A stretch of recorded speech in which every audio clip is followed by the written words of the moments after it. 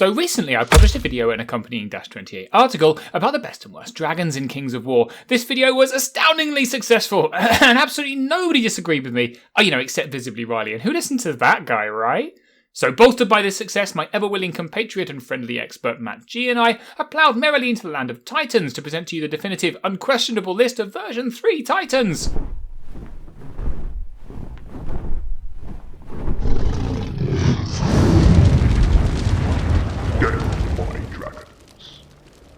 So what have we decided to include? There's a lot of Titans, but we've already dealt with a flying one, so this time it's 1. It is a Titan. 2. It can't fly. We've also very meanly excluded a few units just because they're so wildly different in function from the rest of the Titans, it's too weird to try and rank them. So sorry, Tangle, Portal of Despair and Monolith, you can go off and have your own little support Titan league. And the Tangle wins because I'm biased. So on to the real Titans. What's the best? What's the worst? Let's start at the bottom because why not?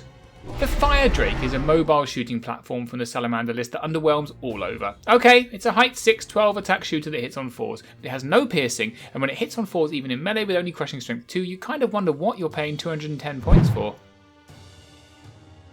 The Revenant and Undead Great Burrowing Worm in many ways suffers by comparison. It's 220 points and sits in the same list as the Undead Worm, Bone Giant, so on and so forth, plus Sin of Sins in Undead list. It's not shambling, it doesn't cast, although you can purchase a range attack if you want to make it even more pointlessly expensive.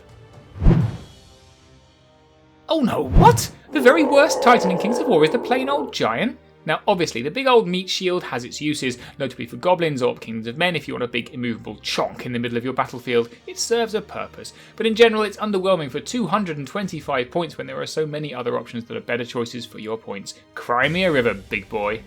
So that's all very sad, let's quickly move on to our tightly contested top 3.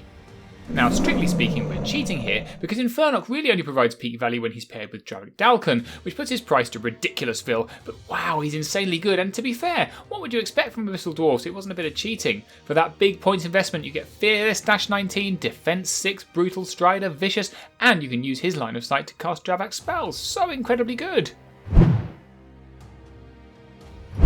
Now Hrim is punishingly expensive at 260 points, the second most expensive Titan you can get, but boy is he value. He's such amazing value against these points, it's hard to consider not including him in your Frostbound lists. He's got a stupendous amount of attacks, he's Fearless -20, he's Brutal, Strider, and even contributes to the Icy Breath ranged barrage that Northern Alliance can bring. What a beast! And on to our top Titan, and when it comes to value, you simply can't beat the Abyssal Fiend. This beast is a bargain basement, 175 points, making it the second cheapest Titan available, which is hard to believe, because for that price you get Inspiring, Brutal, Vicious, Melee 3+, Fury, Crush 2, you even get a bit of Fireball. It's insanely good value to a point where it's hard to put any other Titan above it. So that's it! Check out the -28 article for the full rundown of all 19 Titans, and I look forward to visibly Riley telling me how wrong I am. Have a great day!